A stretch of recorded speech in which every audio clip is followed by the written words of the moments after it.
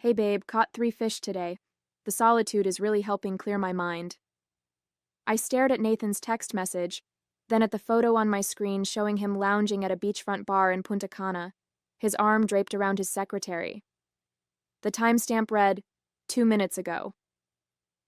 That's wonderful, honey, I typed back, my fingers steady despite the rage building inside me. I'm so glad you're finding peace in nature. My name is Liana Thompson, and until 10 minutes ago, I thought I had a solid marriage. But then my colleague Rachel rushed into my office at our law firm in Denver, her face flushed with concern.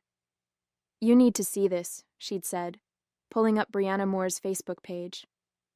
There was my husband of 8 years, supposedly on a wilderness retreat to detox from work stress, living it up at a luxury resort with his 20-something secretary. I kept scrolling through the photos. Sunset walks on the beach, candle-lit dinners, stolen kisses by the pool. Each one time-stamped and tagged with nauseating captions like, "Finally with my true love," and "No more hiding." The irony of their carelessness almost made me laugh. "Oh my God, Liana, I'm so sorry," Rachel whispered, reaching for my hand. "What are you going to do?" I closed my laptop slowly, years of courtroom experience keeping my expression neutral. Nathan had no idea that his perfectly planned camping trip was crumbling, because his mistress couldn't resist posting their romantic getaway on social media. He had no idea that while he sipped cocktails and betrayed our marriage, he'd given me everything I needed to destroy him.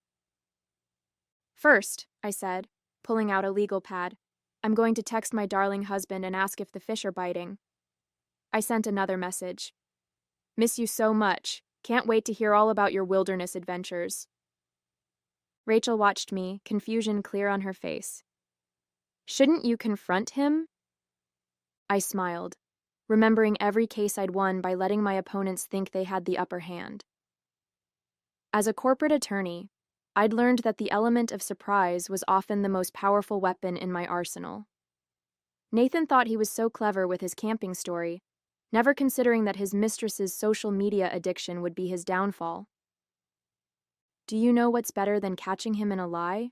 I asked Rachel, already drafting notes on my legal pad. "Letting him keep lying while I dismantle his entire life." Nathan and I met at Stanford Law School. He was charming, ambitious, and seemed to share my values of hard work and dedication. While other couples in our class drifted apart under the pressure of grueling study schedules and competitive internships, we grew stronger. At least, that's what I thought. After graduation, I turned down an offer from a prestigious firm in New York to stay in Denver with Nathan. He'd landed a position at Morrison & Webster, one of the city's top investment firms, and I didn't want us to start our marriage with a long-distance relationship. "You're making the right choice," he'd said. "We're a team." I found my own success at Lambert & Cole, quickly rising through the ranks to become their youngest corporate attorney. Nathan seemed proud of my achievements, though looking back, I noticed how his smile would tighten whenever clients specifically requested me for their cases. Our marriage wasn't perfect, but whose is? When tensions rose, we dealt with them like lawyers, negotiating, compromising, finding middle ground. Then Brianna arrived at his firm 6 months ago, young, attractive, and apparently very good at her job, according to Nathan's frequent mentions. "She's so efficient," he'd say. "Finally, a secretary who can keep up with my schedule." I ignored the warning bells. After all, I trusted my husband. Rachel's voice pulled me from my thoughts. "Remember when he missed your anniversary dinner last month? Said he had to work late?" I pulled up Brianna's Facebook page again, scrolling back through her timeline. There it was, a check-in at Barolo Grill, the same night. The caption read, "Late night at the office never felt so good." "I can't believe I was so blind," I muttered, but Rachel shook her head. "You weren't blind, Liana. You were trusting. There's a difference." I thought about all the other signs I'd dismissed. The new gym membership he never used. The sudden interest in work conferences out of state. The passwords changed on his phone and laptop. Classic signs I'd seen in countless divorce cases I'd handled. Yet I'd convinced myself our marriage was different. You know what the worst part is? I said, pulling up our joint account records. He's using our money to finance their little romance. Rachel's eyes widened as I showed her the recent transactions. First-class tickets to Punta Cana? A 5-star resort? Yes, I replied, already drafting an email to my bank. But not for long. I spent the next hour methodically documenting every suspicious transaction from our joint accounts. Living room forgotten, dinner growing cold. None of it mattered as I built my case. The evidence was damning. Expenses for jewelry I'd never received, dinners at restaurants I'd never visited, hotel charges in cities where Nathan had claimed to be meeting clients. Look at this, I said to Rachel, pointing at my screen. He booked their Punta Cana trip 3 months ago. This wasn't spontaneous. He's been planning it. But why tell you he was going camping? Why not just say it was another business trip? I was about to respond when my phone buzzed with another text from Nathan. This time, he'd sent a photo, a generic camping scene clearly pulled from the internet, showing a tent pitched by a lake. Home sweet home, his message read. The stars are amazing out here. My hands started shaking, not from sadness, but from pure, cold rage. 8 years of marriage, and he couldn't even be bothered to find a convincing photo to support his lie. I opened my email and found what I was looking for. Nathan's firm's employee handbook sent to me months ago when I'd helped review some contracts for them. Right there, in bold text. Relationships between supervisors and direct reports are strictly prohibited and will result in immediate termination. Rachel, I said slowly. Did you know Brianna has been documenting their entire relationship on Instagram too? We pulled up her profile. It was a goldmine, months of subtle photos, each one damning in its own way. Coffee cups with Nathan's name visible, his watch in the corner of dinner photos, even a selfie in his office after hours, her perched on his desk while he smiled up at her.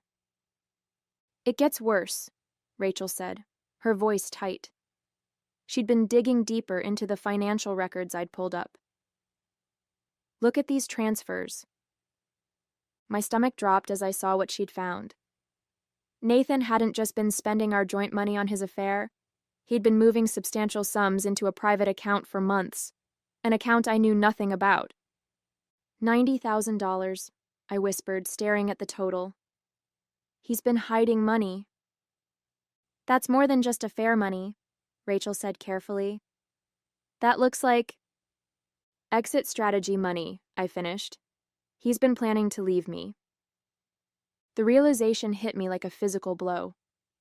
This wasn't just an affair, it was a calculated plan. While I'd been building our life together, he'd been planning his escape with a younger woman, systematically hiding assets and preparing to blindside me. I stood up, my decision made. Rachel, I need a favor. Can you cover my meetings for the rest of the week? Of course, she said. What are you going to do?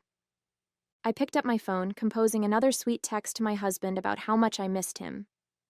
I'm going to make him wish he'd never learned how to lie. The next morning, I walked into Harriman Credit Union as soon as they opened. The manager, recognizing me from the corporate accounts I handled, immediately ushered me into his office. Mrs. Thompson, what brings you in so early? I need to discuss some suspicious activity on my joint accounts, I said, sliding across printouts of Nathan's transfers. I believe my husband has been moving money without my knowledge or consent. Within an hour, I had frozen our joint accounts and transferred my personal assets to a new, secure account. Nathan wouldn't discover this until he tried to access the money, likely when it was time to pay for his romantic getaway. Back at my office, I began phase 2. I called Nathan's firm's HR director, Susan Mills, an old client of mine. Susan, I need to discuss a sensitive matter, I began. It's about Nathan and his secretary. Brianna Moore? Susan's voice sharpened. What about them? I forwarded her a carefully curated selection of Brianna's social media posts. I believe this violates your firm's policies on supervisor-subordinate relationships. The silence on the other end was telling. I'll need to escalate this immediately, Susan finally said. This is extremely concerning. I understand, I replied, keeping my voice professional. I just thought you should be aware. Next, I called our locksmith. Being the one who handled all our home maintenance had its advantages. Nathan had never bothered to learn any of these details. Yes, I need an urgent replacement of all locks. Today, if possible.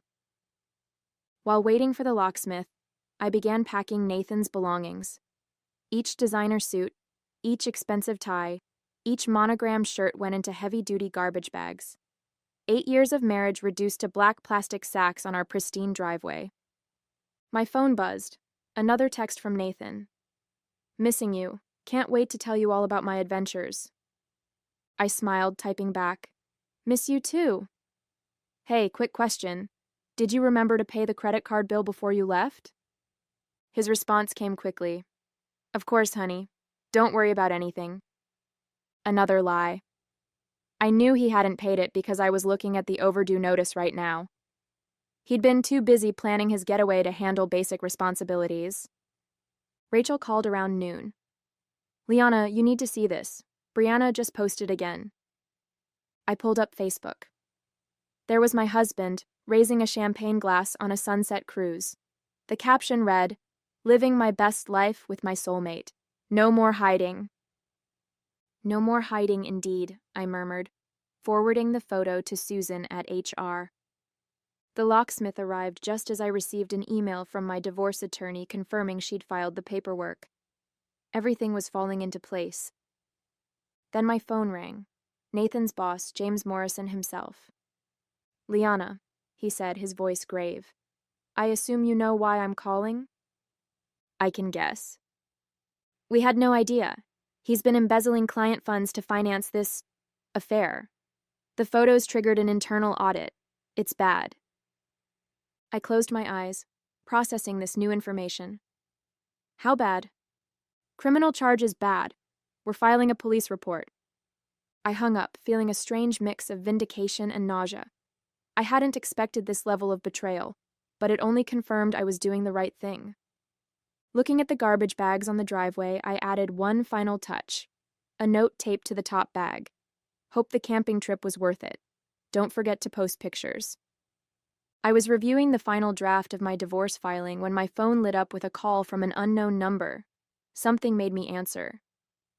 Is this Liana Thompson? A woman's voice, unfamiliar and nervous. Yes, who is this? My name is Sarah. I was Brianna's roommate until last month. There's something you need to know. My heart started racing. I'm listening. This isn't the first time they've done this, Sarah said. Brianna, she and Nathan, they've pulled this scheme before, at his last firm. I sat down heavily in my office chair. What scheme? They target wealthy executives, get compromising photos, then threaten to expose everything unless they're paid off. But this time was different. Brianna actually fell for Nathan. She broke their pattern, started posting everything online. He's furious. The room seemed to spin. I thought of the money Nathan had been moving, the client funds he'd been embezzling. This wasn't just an affair. It was an elaborate con that had spiraled out of control. Why are you telling me this? I asked. Because Brianna called me crying last night. Nathan's threatening to pin everything on her. She's terrified. I hung up and immediately called James Morrison back. James, we need to talk. This goes deeper than you think. Within an hour, I was sitting in his office laying out everything Sarah had told me. James looked physically ill. 3 other firms, he said, scanning through the evidence I'd gathered. 3 other executives blackmailed. How did we miss this? Because they were careful, I replied, until Brianna went off script. My phone buzzed. Nathan again. Having dinner by the campfire. Wish you were here. I stared at his message, seeing it for what it really was, not just a lie, but part of a calculated scheme. All those business trips, those late nights at the office. How many other cons had he run that I didn't know about? James leaned forward. Liana, we need to handle this carefully. If what you're saying is true, this is now a federal case. Wire fraud, blackmail, embezzlement. I know exactly how we need to handle it, I said, pulling out my phone. I typed a message to Nathan. Darling, there's been a problem with one of our accounts.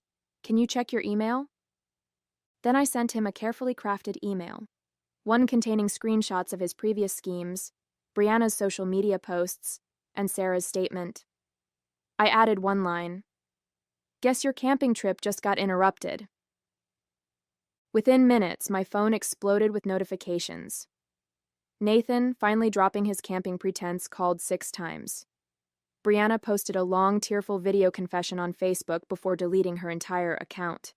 The house of cards was collapsing. James had already contacted the FBI. They want to meet tomorrow morning, he said. This could be huge. I nodded, feeling strangely calm. I'll be there. That evening, as I sat in my newly secured home, I received one final text from Nathan. You don't understand what you've done. I can explain everything. I smiled, thinking of all the evidence safely documented and distributed to multiple authorities. Actually, I typed back, I understand perfectly, and unlike your camping photos, I have real receipts. Then I blocked his number and poured myself a glass of wine. Tomorrow would be intense, but tonight, I could savor the fact that Nathan's perfectly constructed house of lies was burning to the ground. The FBI meeting was scheduled for 9 a.m. By 8:30, the lobby of Morrison and Webster was in chaos. Nathan and Brianna had apparently tried to flee Punta Cana separately, only to be detained at the airport by Dominican authorities. James Morrison looked like he hadn't slept. 6 clients, he said, rubbing his temples. They blackmailed 6 of our top clients. The total amount is over $2 million, I finished. The forensic accountants had worked through the night. And that's just what we've found so far. Agent Phillips, a sharp-eyed woman in her 40s, spread photos across the conference table. Nathan and Brianna, with different executives, all following the same pattern. The evidence was overwhelming. Mrs. Thompson, she said, your husband and Ms. Moore will be extradited within 48 hours. But we're more interested in the money trail. Those offshore accounts you found. My phone buzzed. A text from an unknown number. Nathan using a hotel phone. Baby, please. You're ruining everything. We can work this out. I showed the message to Agent Phillips, who nodded. Keep him talking. Work what out? I texted back. The affair or the felonies? You don't understand, he replied immediately. I did this for us. The money was for our future. I almost laughed. Our future? While you were planning to leave me? Who told you that? Brianna? She's lying. She means nothing. Agent Phillips was recording every message. He's scrambling, she observed. Push harder. Really? I wrote. So you didn't help her set up that account in the Caymans? The one you've been funneling client money into? The typing bubbles appeared and disappeared several times. Finally. How did you find out? I completed his thought. I'm a corporate attorney, Nathan. Following money trails is literally my job. By the way, the FBI says hello. His response was immediate and desperate. I'll tell you where all the money is, just don't let them arrest me. Agent Phillips smiled. Got him. Within hours, Nathan and Brianna were in custody. Their scheme had been bigger than anyone imagined, spanning multiple states, firms, and victims. The FBI found accounts in 3 different countries. James Morrison called an emergency board meeting. The firm's reputation, he began. Will survive, I interrupted. Because you caught it, reported it, and are making all the victims whole. That's the story we're telling. He looked at me gratefully. Liana, if you want to join us as general counsel... Let me think about it, I said, though I already knew my answer. I had bigger plans. Later that evening, as I sat in my home office, Rachel brought over dinner and wine. So, she said, I heard Nathan's trying to plea bargain. I nodded. offering to testify against everyone involved in their previous schemes. Apparently, there were more victims than even I found. How are you holding up? I looked around my office, at the degrees on the wall, the case files I'd won, the life I'd built. You know what's funny? He always treated my career like it was a hobby, something I did to pass time until we had kids. He never realized that all those skills, all that experience, it was exactly what I needed to bring him down. Rachel raised her glass. To karma? No, I corrected her, thinking of all the evidence I'd methodically gathered, all the legal strings I'd pulled, all the dominoes I'd carefully set up before knocking them down. To justice, the kind you make happen yourself. The trial was mercifully brief. Nathan and Brianna both took plea deals. He got 8 years, she got 5. The evidence I'd gathered was so comprehensive that their lawyers advised against fighting the charges. In the end, the man who'd spent years manipulating others couldn't talk his way out of this one. I sat in the courtroom during sentencing, wearing the same deep blue suit I'd worn during our first law school mock trial. Nathan couldn't stop staring at me, his face a mask of disbelief and desperation. He'd finally realized that while he was playing checkers, I'd been playing chess. Your Honor, he tried one last time, my wife and I could work this out privately. Judge Matthews cut him off. Mr. Thompson, your wife isn't pressing charges. The federal government is. And we have evidence of multiple counts of wire fraud, blackmail, and embezzlement. I didn't stay to watch him being led away. Instead, I walked out of the courthouse into the bright Denver morning, feeling lighter than I had in years. Morrison and Webster had already promoted me to general counsel, with a corner office and a team of my own. But more importantly, I'd started a side project, a consulting firm helping companies identify and prevent internal fraud. Turns out, there was a huge market for someone who'd uncovered one of the biggest corporate blackmail schemes in Colorado history. Nathan's last letter arrived a week later. I dropped it in the shredder unopened. Some chapters don't need a final page. They just need to end. The media coverage eventually died down, and my life settled into a new rhythm. My fraud consulting firm took off faster than I'd expected, with clients across 3 states seeking my expertise. Sometimes I wondered if Nathan saw the articles about my success from his prison cell. One morning, 6 months after the sentencing, Brianna's former roommate Sarah came to my office. I heard you help companies protect themselves against fraud now, she said hesitantly. I'm starting a small business, and I thought, well, after everything that happened. I studied her for a moment, remembering how her phone call had been the key to unraveling Nathan's entire scheme. First consultation is free, I said, gesturing to the chair across from my desk. Later that evening, as I worked late in my corner office at Morrison and Webster, James Morrison stopped by. Just signed another client, he said. They specifically requested you handle their case. Said they heard how you handled the Thompson scandal. I smiled at the irony. Nathan's attempt to destroy me had instead become my biggest selling point. You know, James added, he tried to write to me from prison, wanted me to convince you to answer his letters. I kept typing, not looking up. And I told him you were too busy running 2 successful businesses to read prison mail. I finally looked up, catching my reflection in the office window. The woman staring back wasn't a victim or a betrayed wife. She was a survivor who'd turned betrayal into triumph. Perfect answer, I said, and went back to work.